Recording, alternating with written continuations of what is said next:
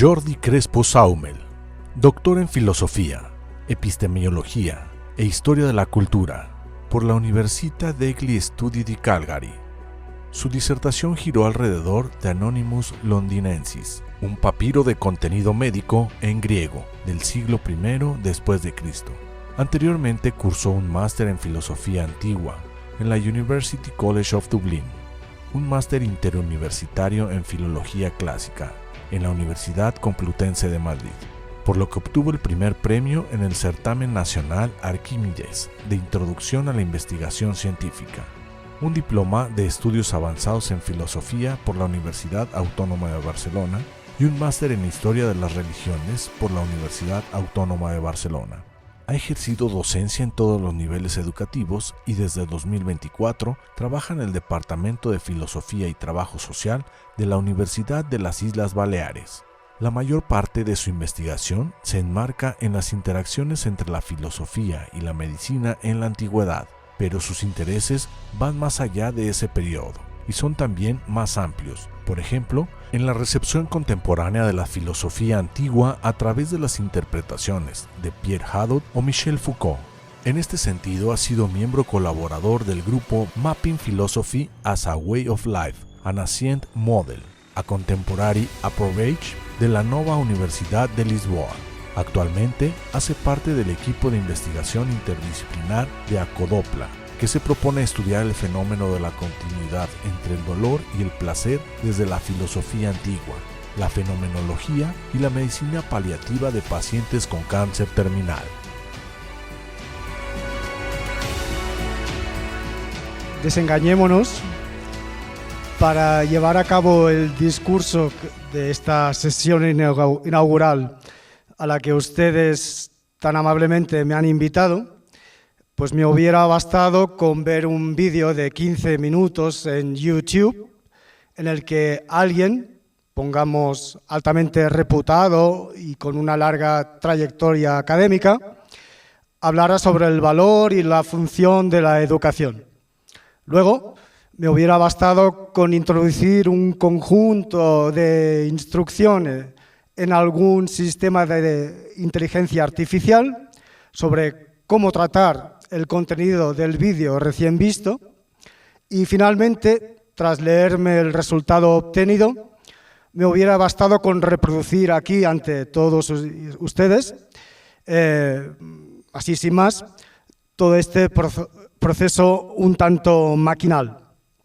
Con esto, sin duda, me habría ahorrado un buen tiempo, bastante esfuerzo, y con esto, tras creer haber escuchado el discurso de un supuesto experto venido de la vieja Europa, ustedes, por otro lado, se darían igualmente por satisfechos y satisfechas.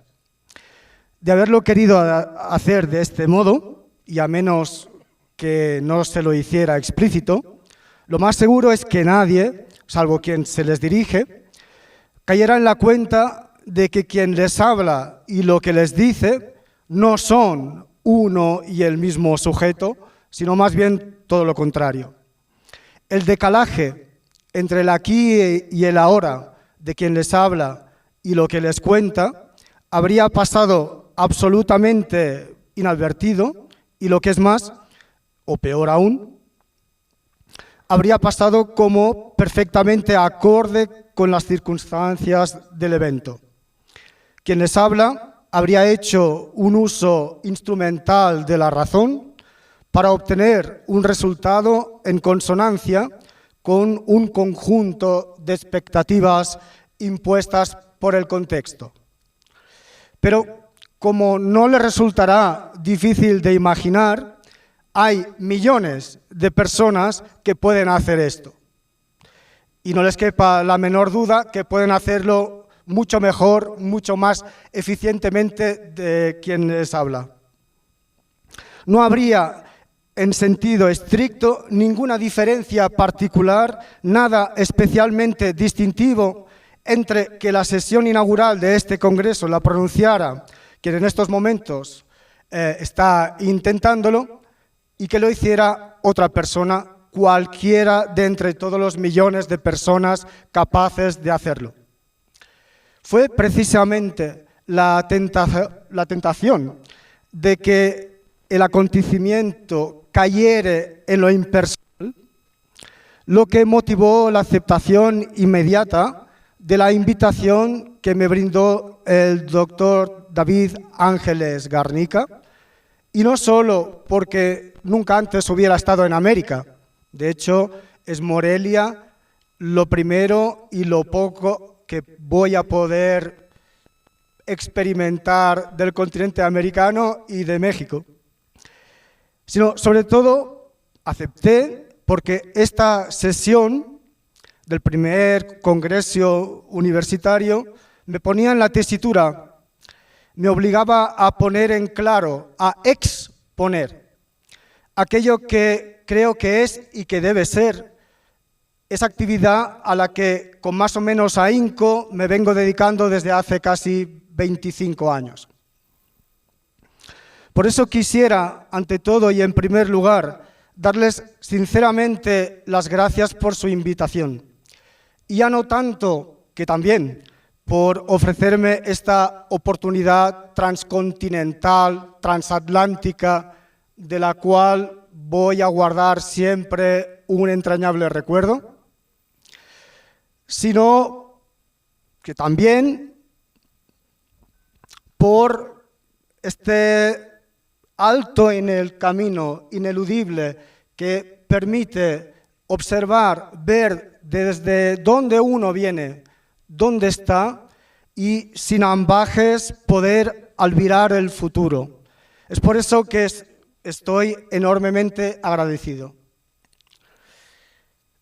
Sin temor a faltar un ápice a la verdad, ni al sentir de la gran mayoría de la clase docente de mi país, podría empezar contándoles mis pesares sobre el fracaso estrepitoso que supone el sistema educativo español, tanto en el ámbito privado como en el ámbito público, contándoles mi convencimiento de que se trata de una ristra de despropósitos por los que generación tras generación se perpetúan, por así decir, promociones de analfabetos funcionales.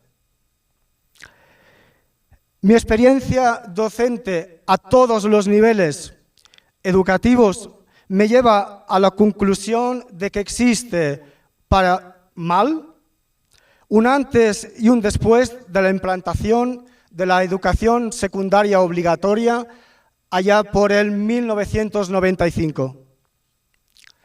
Con todo, y menos aún en una jornada como la de hoy, en la que en México celebramos el Día del Maestro, preferiría no adoptar un tono catastrofista, descorazonador ni pesimista. Preferiría no poner en práctica la queja constante y pertinaz, eso que la juventud, seguramente no sin razón, tiende a reprochar a los mayores.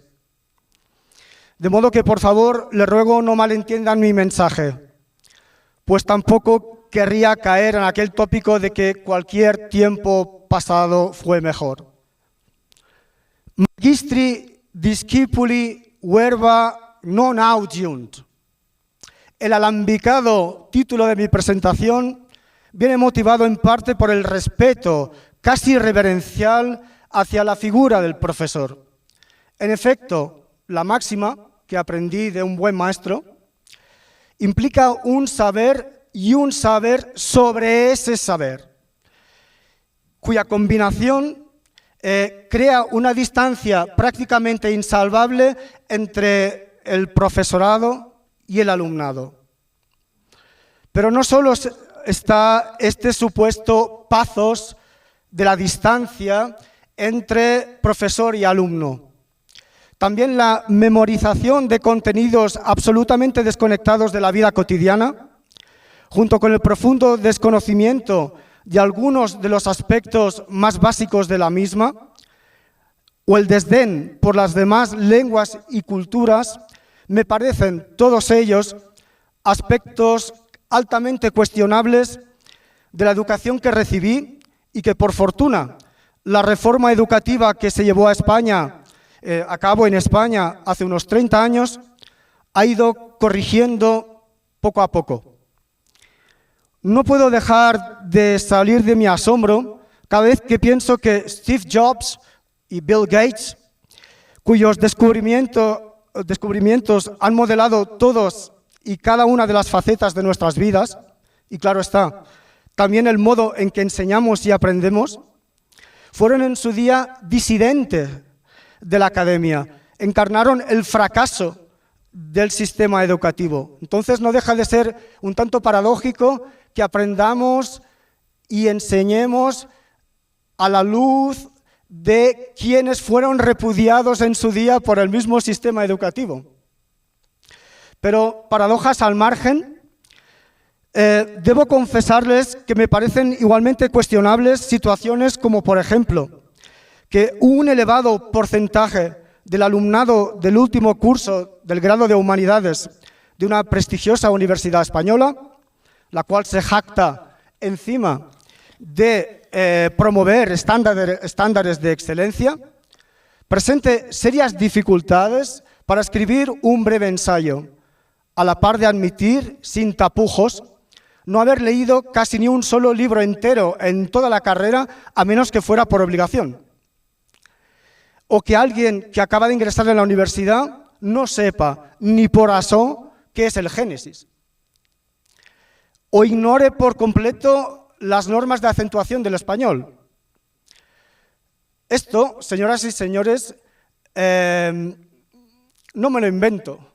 No es una patraña que sale de la mente de un resentido contra el sistema que le permite más o menos sobrevivir. Es una realidad diaria que sufren una gran parte de la clase docente de mi país, entre la cual me incluyo.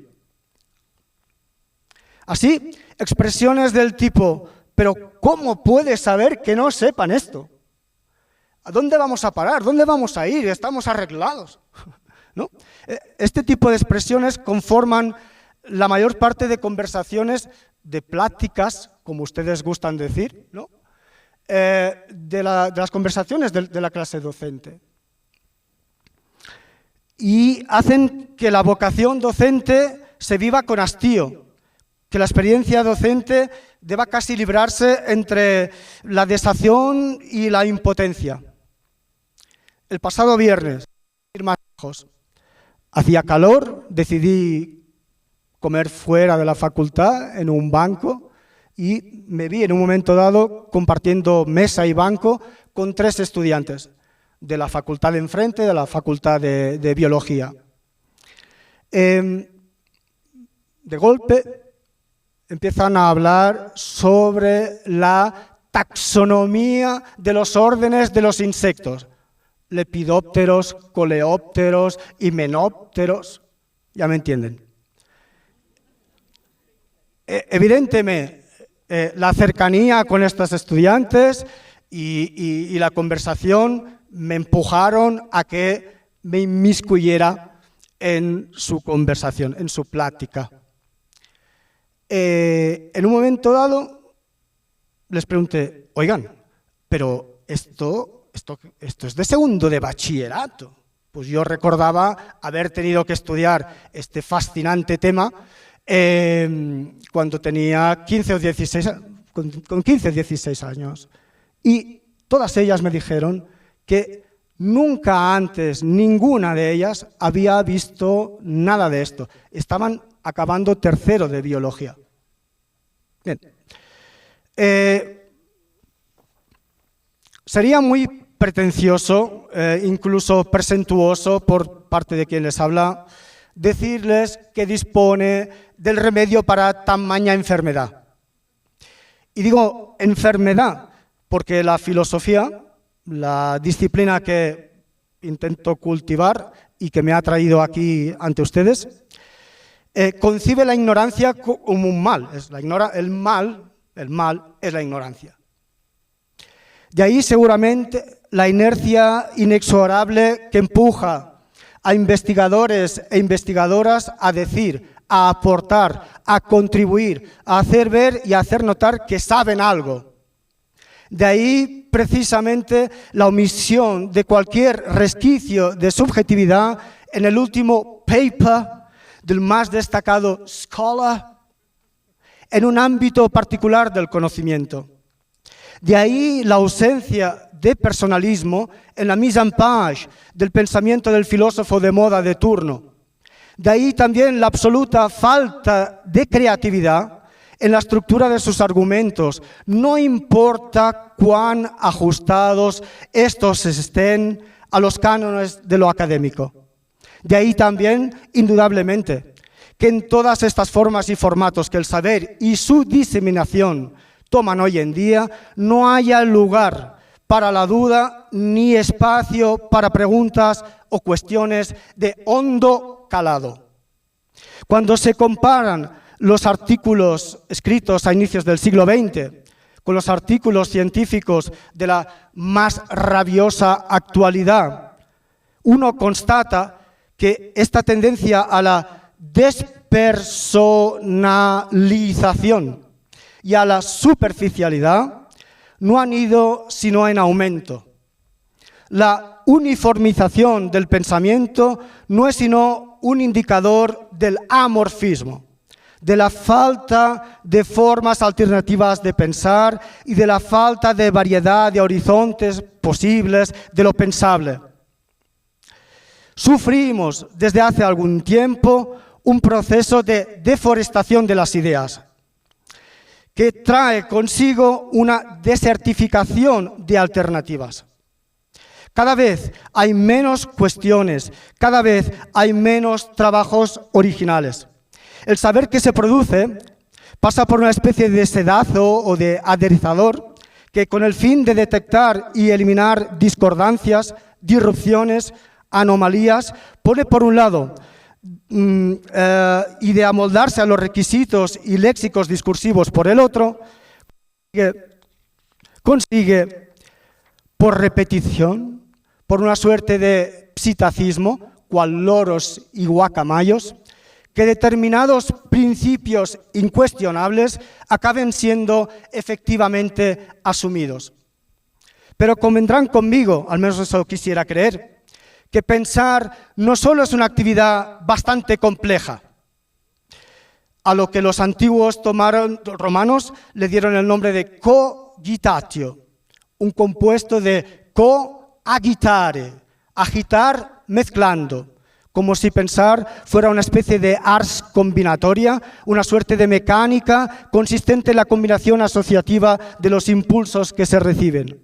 Sino que coincidirán, espero también conmigo, en que pensar es algo bastante distinto de las exigencias que el gerencialismo empresarial, el managerism o el neo-managerism, parece imponer a la educación.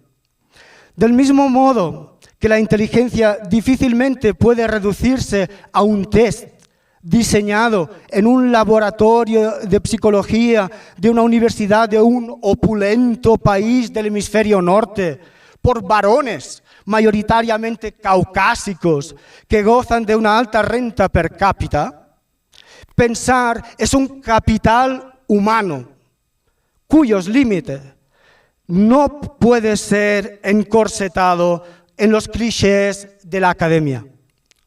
Hace unos 125 años, el escritor estadounidense Randolph Byrne observaba que la Universidad de Columbia había devenido una corporación financiera estrictamente análoga en sus motivaciones y respuestas a la corporación que se dedica a la producción de artículos industriales.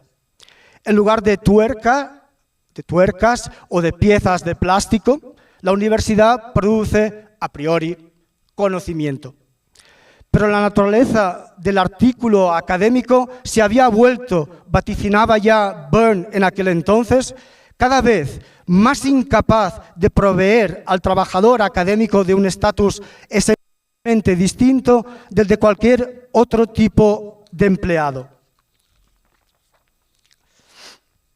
La competitividad promovida en la universidad y en el sistema escolar en su conjunto, en general, difícilmente dan a entender algún tipo de propósito educativo.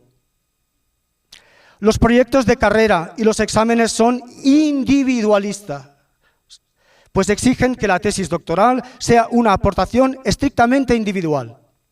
Al margen de este requisito harto discutible, sobre todo si se tienen en cuenta las condiciones en que el conocimiento se genera hoy en día, ¿no? Condiciones de interdisciplinariedad, transversalidad, etc. Se da también, y nada menos, una tendencia intrínseca a la banalidad, concepto que ha salido ya aquí. En la exigencia de que el trabajo esté del todo listo en un periodo de tiempo determinado. No, mira, tú en 2 semanas vas a ser un experto en Kant. Milagro.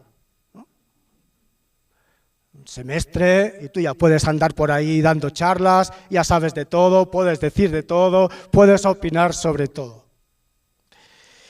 Se obliga así al estudiante a que se fije un objetivo limitado y a que evite cualquier tipo de investigación arriesgada, por excesivamente especulativa, que pueda desafiar el marco convencional de producción del saber. Una universidad debería estar abierta a todo el mundo en cualquier momento de la vida. Lifelong learning, esto que dicen por ahí arriba, ¿no? Para quienes deseen aprovechar esta forma institucional para realzar su vida espiritual. La exigencia de que la universidad se encargue de certificar, además de educar e investigar, tiene una escasa función educativa, si es que tiene alguna. Al contrario, esta exigencia interfiere en la función que creo que le es propia. No les pediré, ni mucho menos, que compartan esta opinión conmigo, pero los cambios formales en la estructura universitaria creo que tendrán poco efecto en lo que un estudiante haga de su vida o en la relación de la universidad con la sociedad, a menos que la reforma incida en el núcleo de la universidad, en el contenido del plan de estudios, en la interacción entre estudiante y profesorado y en la naturaleza de la investigación.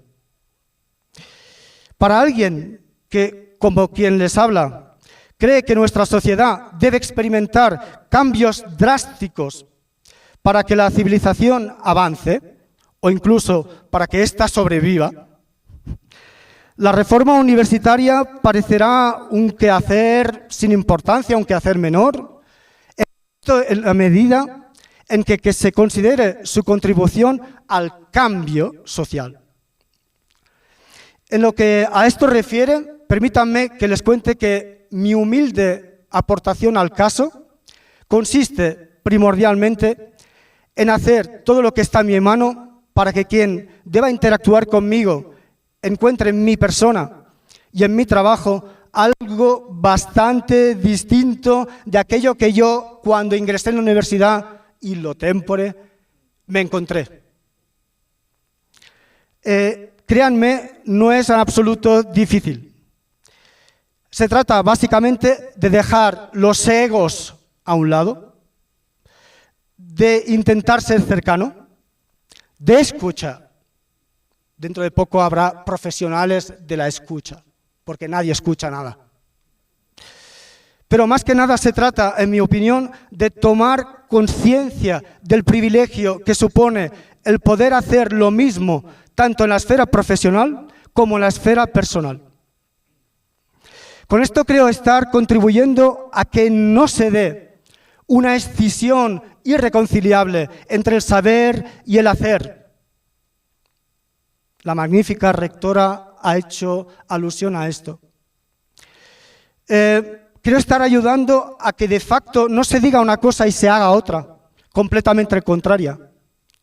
A efectos prácticos, mi actitud militante se opone a que se torne realidad la posibilidad cada vez más presente y pervasiva de que alguien quizás académicamente brillante, pero humanamente deleznable, tenga oportunidad de ejercer y de detentar el poder de manera perversa, en virtud de poseer un saber supuestamente aséptico.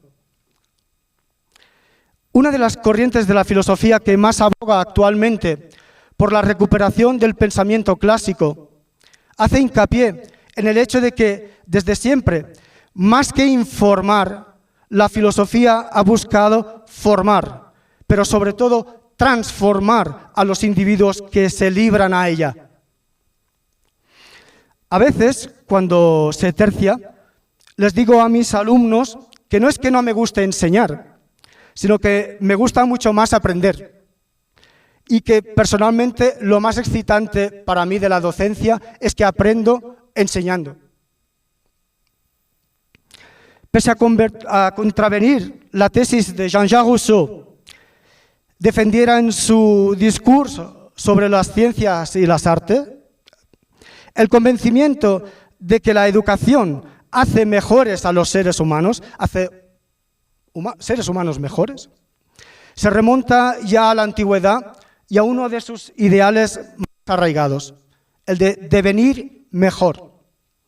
Aunque a priori parezca que uno no pueda estar sino de acuerdo con este noble propósito, es absolutamente lícito preguntarse, ¿mejor? Sí, claro, por supuesto, pero ¿mejor respecto a qué? ¿En relación a qué? Ciertamente, puede afirmarse que el aspecto técnico de la vieja manera, de la manera clásica de pensar, de producir conocimiento y de diseminarlo, se encuentra en sus últimos estertores, si es que no ya ha sucumbido por completo. Sin embargo, este aspecto radical en la historia de la cultura no ha ido acompañado de eso que de suyo debería haber sucedido. Esto es, de una revolución humana concomitante. Se ha desmoronado un modo de la cultura que ni ha generado una nueva sociedad, ni tampoco una sociedad mejor. Hace 5 años, en plena pandemia del COVID-19, se decía que la humanidad iba a salir más reforzada, más humanizada y más solidaria de aquel azote. Con la perspectiva del tiempo transcurrido, hoy a mediados de 2025, permítanme que ese augurio sea puesto en cuarentena. Se trata de una crisis entrópica que apunta a un colapso del sistema sin que éste haya llegado a modificarse. La tarea pedagógica depende de la antropología. Es decir, el cometido de la educación, en el fondo, qué hay que enseñar y cómo se debe enseñar, se encuentra en estrecha relación de dependencia de lo que se entiende que sea el ser humano. Sin entrar aquí en detalles, si se considera que el ser humano es algo, entonces la educación estará orientada a que ese algo pueda manifestarse, o para expresarlo en términos aristotélicos, que ese algo que está ahí en potencia pueda actualizarse. En un tal caso, la acción educativa será primordialmente una actividad de erudición, pero en su sentido etimológico radical. Erudición alude a la idea de sacar de la rudeza, sacar de la rudeza. La noción de erudición coimplica la realización de cierto ideal humano en relación con la prosecución de una entelequia por medio de ir eliminando de un material en bruto todo aquello que se considera sobrante, accesorio, pernicioso, en vistas a la consecución de ese tal fin. En este primer supuesto, la educación se centrará en consecuencia en eliminar, en quitar, en pulir, en atenuar todos aquellos aspectos que impiden y que suponen una traba a que ese algo que está ahí se manifieste en todo su esplendor. Son múltiples las imágenes que representan esta concepción de la educación, entre las cuales cabría destacar especialmente 2. La del diamante en bruto, que hay que pulir para que lo verdaderamente precioso del agregado pueda llegar a relucir. Y una segunda imagen, no por eso menos conocida, como pueda ser la de la estatua, que permanece latente en el bloque de mármol y que el escultor, gracias a los golpes certeros de su cincel, consigue descubrir al quitar lo superfluo, que ocultaba la obra. De nuevo, y aunque en su clásico de la pedagogía, Émile, Jean-Jacques Rousseau, se mostrara reacio a las fábulas y a los mitos por considerar que falseaban la verdadera naturaleza humana, la imagen de la educación como un arte que media entre un artista y una obra en potencia trae indefectiblemente a la memoria un mito tardoantiguo acerca de la condición humana. Se lo reproduzco tal y como en los albores de la era cristiana nos fue transmitido por Higino, el fabulista latino. Una vez llegó cura a un río y vio unos trozos de fango. Cavilando, tomó un trozo y comenzó a moldearlo. Mientras cavilaba qué había hecho, se acercó Júpiter. Cura le pidió que infundiera espíritu al trozo de fango modelado. Júpiter se lo concedió con gusto. Pero cuando Cura quiso poner su nombre a la obra, Júpiter se lo prohibió, argumentando que era el suyo el nombre que había que ponerle. Mientras Cura y Júpiter discutían por el nombre, se levantó la tierra y pidió que se pusiera su nombre a la obra, pues fue ella quien había dado un trozo de su cuerpo para la obra. Los litigantes eligieron a Saturno como juez y Saturno les dio la sentencia siguiente, evidentemente justa. Tú, Júpiter, por haber dado el espíritu, lo recibirás en la muerte. Tú, Tierra, por haber cedido el cuerpo, recibirás el cuerpo. Pero por el hecho de haber sido Cura quien primero diera forma a este ser, que mientras viva lo posea Cura. Y en cuanto a disputa sobre el nombre, que se llame Homo, pues está hecho de humus. En el polo opuesto, al contrario de lo que ocurre en la primera acepción de la educación que les acabo de describir, existe otra concepción de la misma según la cual no hay algo, sino que no hay nada. Y por tanto, al no haber nada, la acción educativa no consistirá en quitar, en sacar o en pulir, sino en poner, en añadir, en llenar, en moldear, en dar forma a algo que no la tiene. Este segundo modo de entender la educación y la condición humana se ve reflejado en un célebre pasaje de Giovanni Pico della Mirandola, uno de los representantes más conspicuos del humanismo renacentista. El texto al que me refiero dice así: es así, pues, que el óptimo artífice acogió al hombre como una obra de imagen indefinida y, habiéndolo situado en el centro del mundo, le habló así: ¿no te hemos otorgado, Adán, ni un lugar concreto, ni una apariencia propia, ni ninguna obligación particular, con la intención que tengas y poseas el lugar, la apariencia y las obligaciones que tú mismo elijas de acuerdo con tu deseo y con tu criterio? La naturaleza de las otras criaturas se mantiene dentro de los límites de unas leyes que les hemos prescrito. Tú, libre de toda restricción, te delimitarás la tuya según tu albedrío, en las manos del cual te hemos puesto. Te hemos situado en el centro del mundo, en Mixoacán, para que desde allí mires más cómodamente lo que hay en el mundo que te rodea. No te hemos creado celestial ni terrenal, ni mortal ni inmortal, a fin que, como libre y noble artesano y escultor de ti mismo, te des la forma que prefieras. Podrás degenerar en las criaturas inferiores, que son las bestias. Podrás regenerarte en las criaturas superiores, que son divinas, siguiendo los criterios de tu espíritu. Evidentemente, en pedagogía no existen fórmulas mágicas, y menos aún en el retrato binariamente simplista de la educación que acabo de presentarles. Como bien estarán intuyendo, la solución no pasa por tomar partido por un paradigma educativo u otro. La educación es un ejercicio que tiene que ver con la alquimia, puesto que uno va haciendo pruebas en las que añade y sustrae sin saber nunca a ciencia cierta cuál será el resultado final, si será el deseado o no. Esto es algo que quien se dedique a la docencia o tenga hijos puede corroborar. Mi hijo va a ser astronauta, quiero que lo mejor para él será lo mejor de este país. Y no, mi hijo acaba pintando en una playa, pero es feliz así. El principal objetivo de la educación es suscitar y reforzar cualquier impulso creativo que el ser humano pueda tener.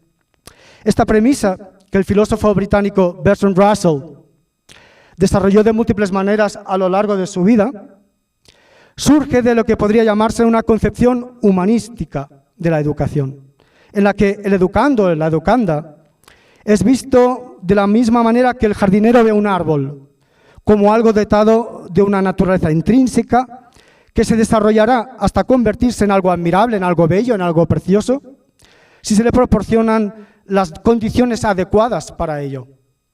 Este planteamiento se rige tanto por un principio, diríamos, de reverencia como de humildad. Reverencia por el creciente principio de vida precioso, variado, individual, único del educando. Cada alumno, cada alumna es un mundo.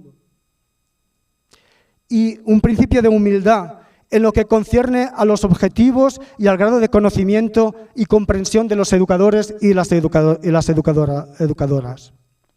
Por ende, el propósito de la educación tiene que ser permitir al creciente principio de vida tomar su curso individual y facilitar este proceso a copia de comprensión y de estímulos mediante la creación de un contexto y de un entorno pertinentes. Vivimos en un mundo, en una realidad casi inimaginable 50 años atrás. El asunto no consiste en que las cosas cambien, pues mal andaríamos si no cambiaran, ¿no? El asunto está en que las cosas cambian radicalmente y con una rapidez asombrosa. El otro día estaba hablando con el amigo Jesús de que algunos de nosotros en 2 generaciones apenas hemos visto cambios inimaginables, ¿no? A nivel técnico, a nivel humano, a nivel de posibilidades. Por tanto, como les contaba al principio, lamentarse de que la juventud cada vez sepa menos y esté cada vez menos preparada sirve más bien de poco, puesto que esta es la tónica general, es lo que hay. Y irá a la alza, irá en aumento. ¿Qué hacemos entonces? Siendo así las cosas, el objetivo de la educación no puede centrarse en recriminarles que no saben. En su lugar, lo más prudente seguramente sea tomar las cosas tal y como vienen y concentrarse en enseñar, en transmitir aquellos conocimientos, habilidades y valores, es algo inherente al humanismo, que consideremos realmente necesarios e imprescindibles. A tenor de todo esto, les ruego por último, me concedan la oportunidad de remitirme a un verdadero adalid de la educación en la antigüedad, al filósofo y médico Galeno de Pérgamo. En su tratado sobre la constitución del arte médica, Galeno enumera una serie de condiciones necesarias para descubrir la verdad. Y como ustedes bien saben, la filosofía, el filósofo, la filósofa, tiene un compromiso con la verdad.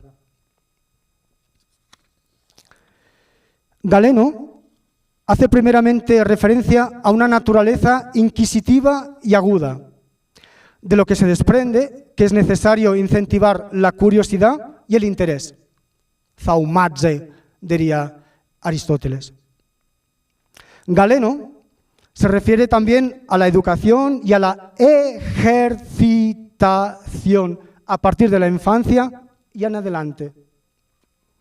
Cosa que implica que hay que estimular la formación constante y continua. En tercer lugar, Galeno afirma que es necesario saber escuchar activamente a las mentes más preclaras de un lugar y de un periodo concreto. Condición esta que también justifica, en parte, el título de mi presentación. En Magistri Discipuli Verba non audiunt se da el implícito de que en la mayoría de las facetas de la vida siempre hay quien sabe más que uno mismo. Siempre hay quien está por encima de uno mismo. Esto, si ustedes quieren, lo pueden tomar en su sentido metafísico.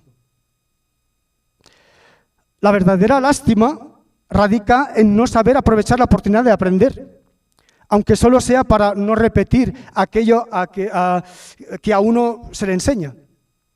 En cuarto lugar, Galeno remarca la necesidad de trabajar duro, de buscar la verdad y de tener este objetivo como el único y primordial a lo largo de la vida.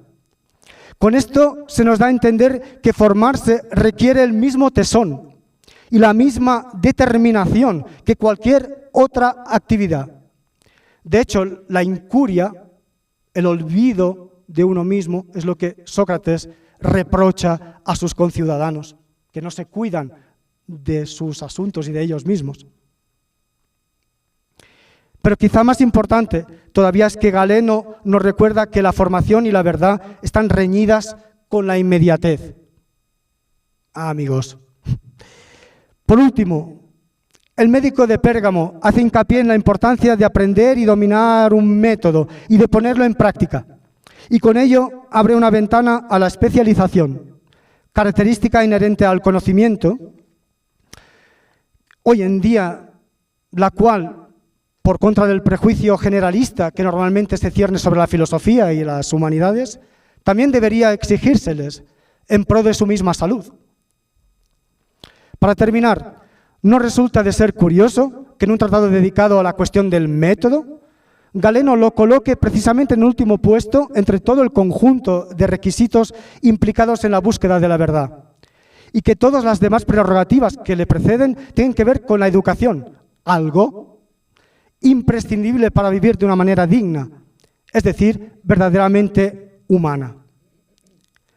Nada me complacería más que las palabras que acabo de pronunciar sirvieran de acicate para las charlas y talleres programados para esta formidable convención que el doctor David Ángeles Garnica, junto con la Arquidiócesis de Morelia, han tenido a bien a organizar.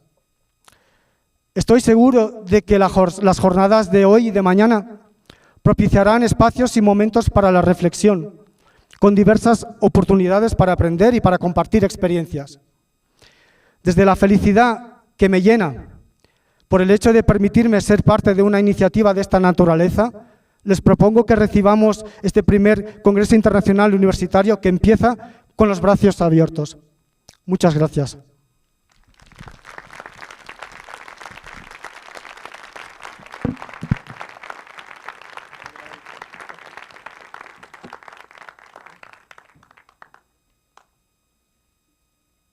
Primero que nada, ¿por qué no le damos otra vez un fuerte aplauso al doctor Jordi Crespo por esta entrega fenomenal?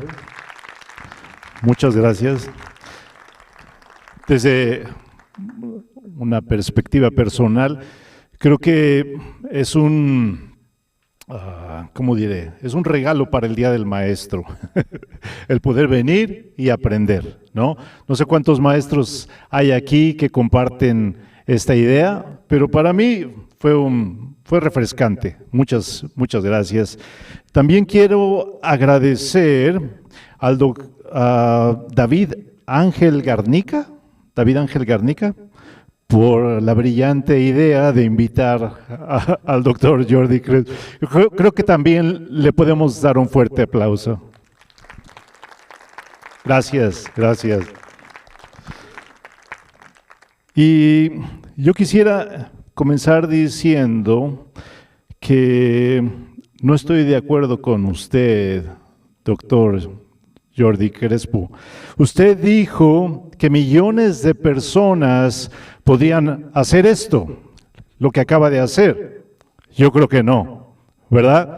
Porque no todos han estudiado las categorías de Aristóteles, no todos han estudiado el Anonymous Londinensis, no todos han recorrido el trayecto que él ha recorrido. Entonces, no millones de personas podrían hacer esto. Yo creo que usted tenía que haber hecho esto, ¿verdad que sí? Y siendo que es el Día del Maestro, creo que estamos de acuerdo con él al decir que compartimos su frustración como docente, sobre todo cuando existen buenos maestros que invierten su corazón en la vida de sus estudiantes. Pero no todos los estudiantes quieren aprender. Estos datos que nos compartió son alarmantes, sí, pero no nos son ajenos. Esto de analfabetos funcionales, lamentablemente, es una verdad.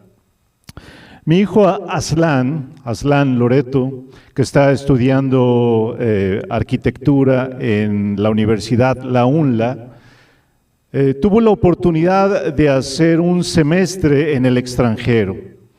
Él fue a Inglaterra y durante las vacaciones tuvo la oportunidad de viajar a España y fue a conocer la iglesia de la familia, creo que es en Barcelona. Sagrada Familia. Sagrada Familia. En Barcelona. En Barcelona. La obra de Gaudí. Nos mandó un montón de fotografías y todo eso. Estaba maravillado con eso. Y yo le pregunté cuando regresó, ¿qué te dicen tus compañeros de tu experiencia, de lo que viste, de lo que experimentaste? Y él con cierta tristeza en sus ojos decía, es que no todos están estudiando por las mismas razones. Hay un deleite, lo puedo ver porque es mi hijo, hay un deleite en él por lo que está estudiando, lo que está descubriendo, lo que está aprendiendo, pero eso no está en todos los estudiantes. Entonces, sí compartimos esta frustración de la que nos hablaba el doctor Jordi Crespo. Y usó una frase el doctor: pensar es un capital humano, que yo creo que no todos explotan, no todos se dan cuenta de la riqueza que tienen en ellos mismos. Y yo te animaría a ti que eres estudiante, explota ese capital porque te pertenece a ti. Es tu mayor riqueza, es tu mayor recurso, el poder pensar, el poder crecer, el poder aprender, descubrir. Eso es emocionante. No lo dejes sin explotar. Me sonó mucho la frase académicamente brillante, pero humanamente deleznable. Y creo que lamentablemente sí hay personas que son brillantes en lo académico, pero no saben ser seres humanos, no saben ser seres humanos. El saber, el ser y el hacer, todos están entrelazados. Una cosa no está separada de la otra y eso es algo que expuso de una manera maravillosa. También usó la frase aprendo enseñando. Y yo creo que no hay mayor riqueza para el docente que el poder crecer él mismo cuando está enseñando a otros, cuando está compartiendo a otros, cuando está dando de su vida, de su corazón, de su aprendizaje personal a sus alumnos. El ser humano es algo y se espera que se manifieste, que se manifieste ese algo. Me pareció maravilloso, me pareció tan profundo este pensamiento, pero al parecer algunos solamente quieren manifestar $1 millón, ¿no? Quieren manifestar riqueza, quieren manifestar cosas materiales, cuando se espera que cada ser humano pueda manifestar lo que es llamado a ser. Hay dentro de cada ser humano Sí, una joya que se espera ser descubierta. No son nuestros estudiantes tabula rasa, no son una hoja en blanco. Hay dentro de cada uno de ellos un tesoro que espera por ser descubierto. Una persona que estaba tallando un trozo de madera y que este trozo de madera fue tomando la forma de un pequeño caballo, alguien le preguntó, ¿cómo sacas, cómo proyectas esa imagen del caballo en la madera? Y el hombre que estaba tallando el trozo de madera dijo, no, solamente estoy dejando salir el caballo que estaba atrapado en el trozo de madera. Y yo creo que esa es una visión muy hermosa de lo que los maestros vemos en nuestros estudiantes. Hay un tesoro que ha sido depositado ahí, no por nosotros como maestros, pero por alguien más. Si tú eres creyente, si tú eres una persona religiosa, podrías decir, el que lo puso ahí fue Dios, ¿verdad? Pero aunque no fueras creyente, aunque no fueras una persona religiosa, tampoco puedes negar que hay algo dentro de ti que espera por ser descubierto, que espera por ver la luz del día. Y yo te animaría, como lo ha hecho el doctor Jordi Crespo, que permitas que eso que está dentro de ti pueda manifestarse, pueda aflorar y puedas aportar de esa riqueza a todo tu alrededor, a todas las personas que te rodean. Hay una singularidad en cada uno de nosotros, una singularidad que espera por verse manifestada. Nadie puede aportar lo que tú puedes aportar a tu sociedad.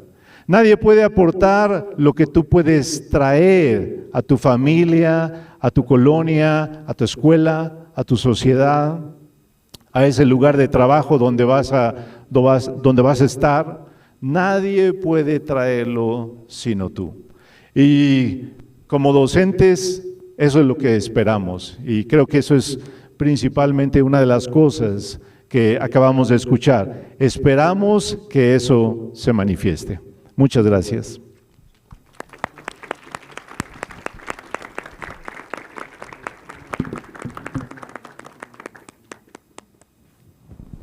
Pues agradecer al doctor la exposición, ha sido muy inspiradora. Y quiero preguntar, educar con humanismo de una manera personal, profunda, donde descubra el potencial de la persona, parece una utopía, parece como un sueño.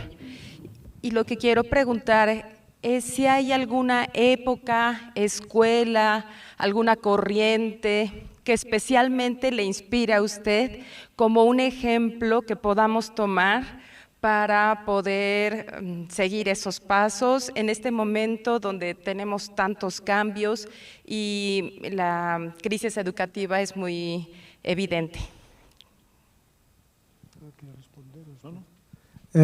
Muchas gracias por su cuestión.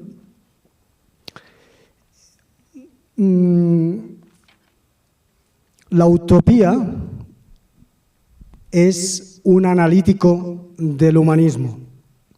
Es decir, la posibilidad de pensar otros escenarios mejores es algo que va de soi, va de la mano del humanismo, porque hay muchos humanismos,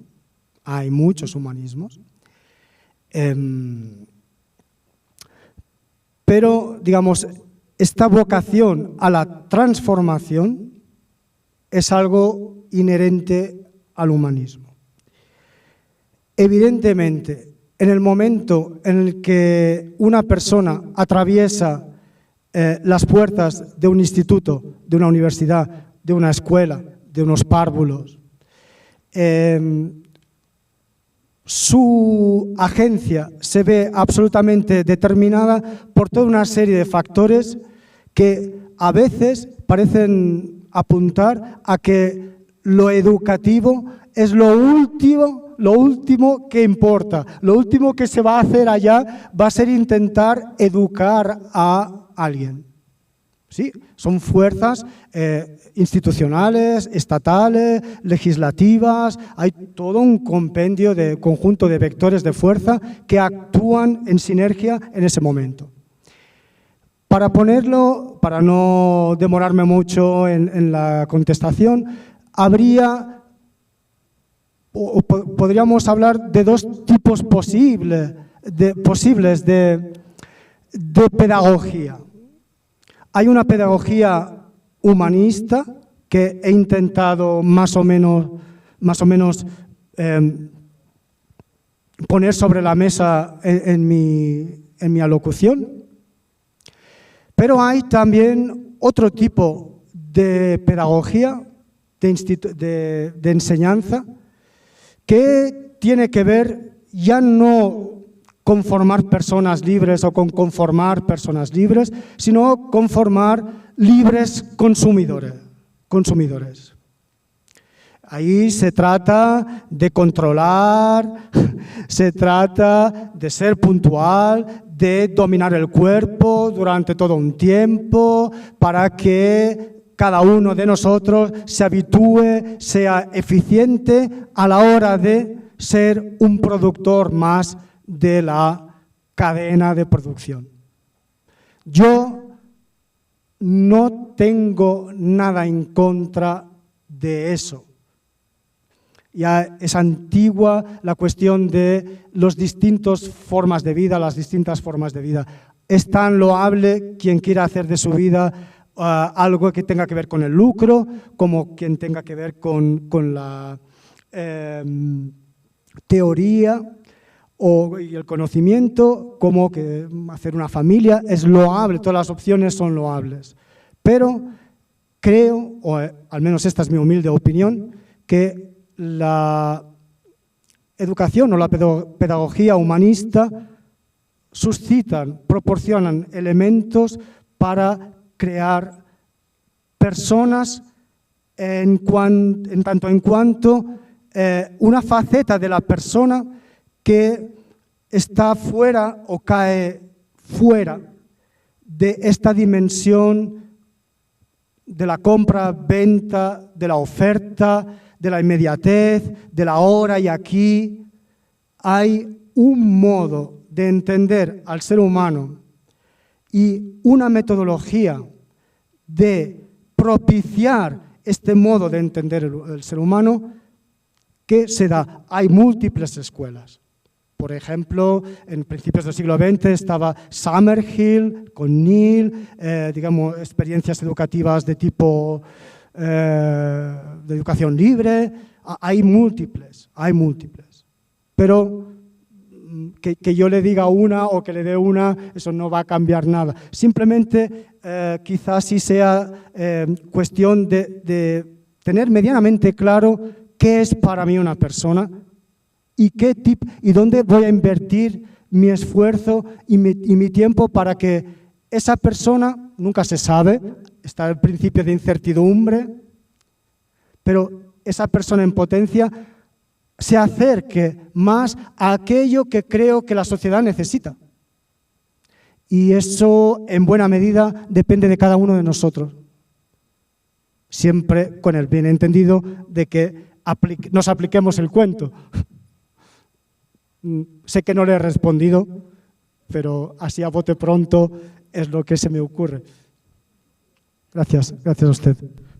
¿Cuál sería la principal reforma universitaria necesaria para un cambio social notable? Y pretenden que sea yo quien responda esto. Bueno.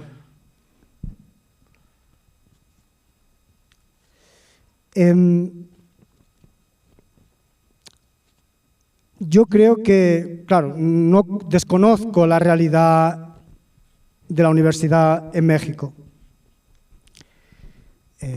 Evidentemente hay instituciones famosas, la UNAM, Guanajuato.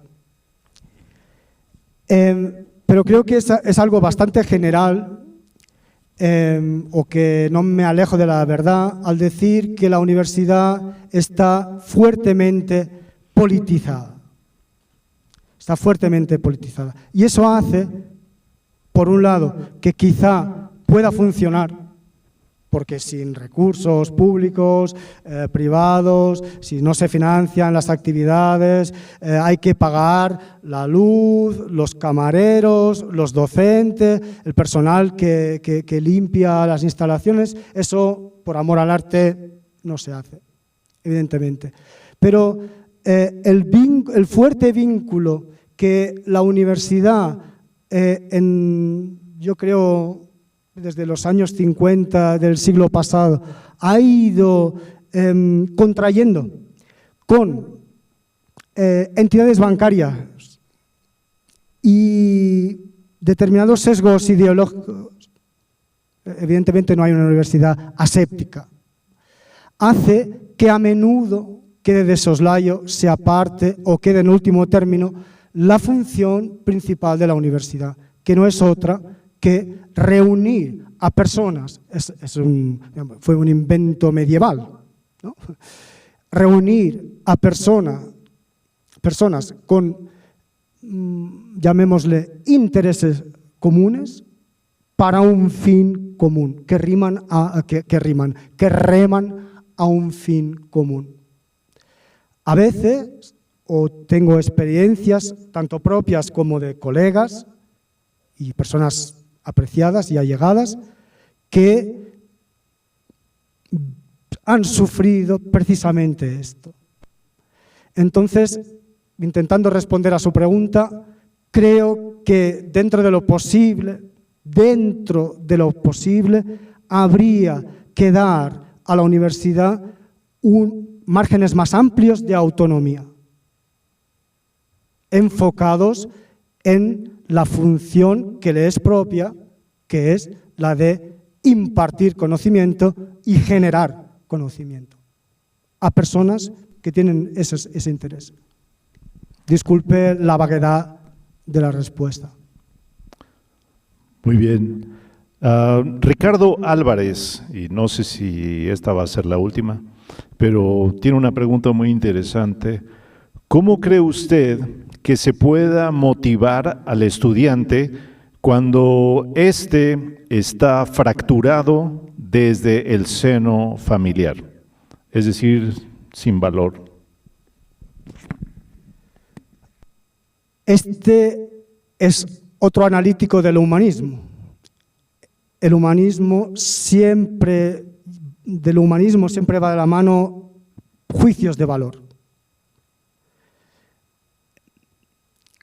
¿Cómo se puede incentivar, motivar a alguien? Entiendo que viene de un entorno doméstico fracturado. Pues mire, paradójicamente, no puedo dar una cifra ni un porcentaje, pero conozco mucha gente que trabaja en el ámbito universitario que procede de un ambiente doméstico desestructurado, padres divorciados, por ejemplo. Esta es una de las tónicas. Entonces, ¿qué hace? El profesional universitario se refugia en su torre de Babel como Montaigne, en su despacho, y desde ahí intenta, digamos, reconstruir su vida. ¿Qué se puede hacer? Para mí, la opción es la escucha, estar atento a las necesidades de esa persona, porque las tiene, como las tenemos todos. Intentar empatizar, comprender, ponerse en los zapatos del otro y ver que los prejuicios, las ideas que a nosotros nos pueden parecer un poco estrafolarias o extrañas o incluso contradictorias, se deban precisamente al hecho de no haber podido disfrutar o gozar de las ventajas que supone crecer en un entorno estructurado. En lo personal, yo vengo de una familia muy particular.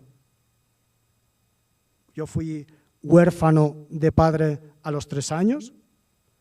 Yo tengo una hermana dependiente. Y eso hace que yo con 5 años me preguntaba cosas muy raras. Y que cuando contrastaba tales cosas con mis amigos de la misma edad, me decía, Jordi, ¿qué estás preguntando? No, ¿eso a qué viene? Dale al balón, ¿no?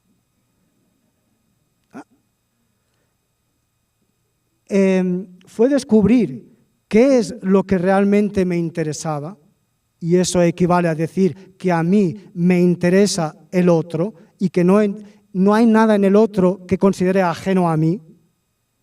Es igual si nació hace 2500 años o es igual si lo tengo al lado. Es alguien que respiró, que respira, que tiene sus valores, que tiene sus inquietudes, que tiene sus felicidades, sus altos y sus bajos. Y esta capacidad de entender que no hay una distinción entre el otro y tú, con el supuesto de que siempre hay alguien que sabe y que está por encima de ti en cualquier faceta de la vida, esto es lo que creo que hay que dar a entender a la gente que, por desgracia o por desfortuna, viene de entornos sociales desestructurados, marginales, pobreza. La ignorancia es un mal, pero también es una pobreza. Y hay que dar a entender que formarse es una forma de ser muy rico. Así de simple, diría.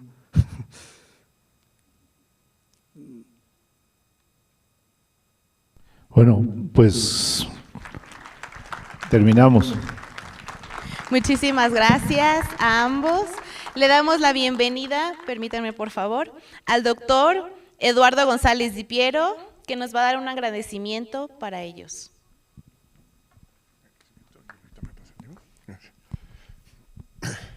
Muchas gracias.